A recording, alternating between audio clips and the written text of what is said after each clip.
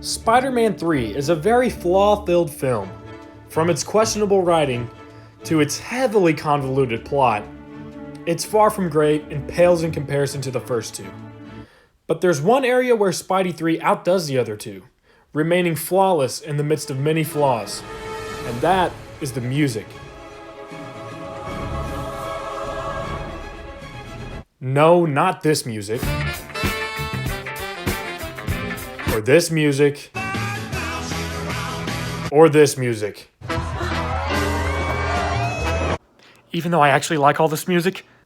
Rather, I mean the score by Christopher Young, including this music.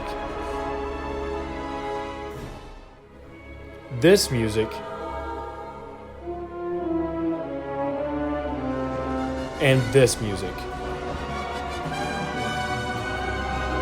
This kind of music is what makes the score the best part of Spider-Man 3, as it utilizes familiar themes from the series and introduces incredible new ones, constantly elevates what's on screen, and brilliantly conveys the film's characters and messages. Right off the bat, we hear Young paying homage to the music of the first two films in the opening titles, but we also hear new themes for the characters of the symbiote and Sandman, and are powerful and perfectly set up these narrative elements. Young does a masterful job of taking old themes to new heights, as can be heard when Bernard tells Harry the truth behind his father's death. What once was a theme of menacing evil becomes a sorrowful moment of revelation.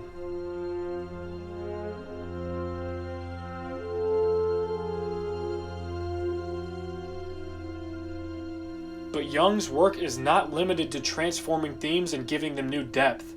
He also crafts amazing original themes, like the tragic theme of Flint Marko, providing a great balance of old and new.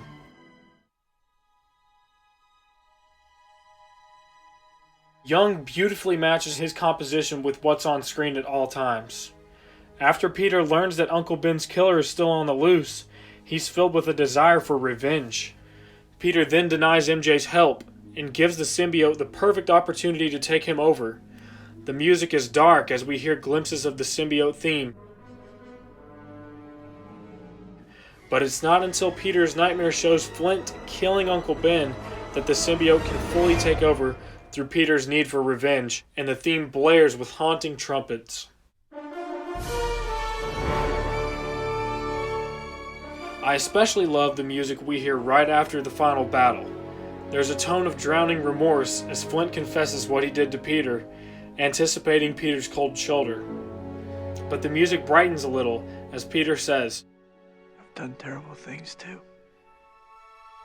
Only to return back to the minor key tone of Marco's regret.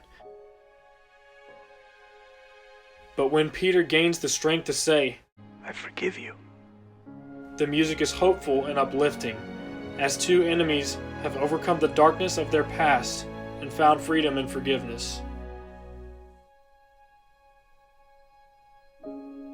In elevating what's on screen with his music, Young is able to tell a story without any spoken words, mainly depicting the film's theme of every person having a good and bad side. We've already heard how Flint Marko has a more villainous theme and a very tragic one, but we can also see the theme of the duality of man through Peter and Harry and their respective themes. Peter has a very cheery theme at the beginning of the movie when his life is going great, and a somber theme for when his anger and pride hurt the ones he loves. Harry has a heroic theme for his redemption,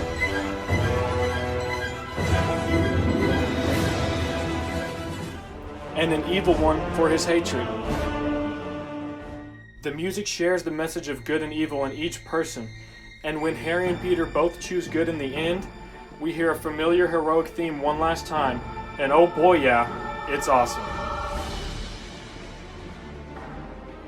So while Spider-Man 3 is full of flaws, the music takes it to a much higher level, and it's easily the highlight of the film, as it remained flawless in the midst of many flaws.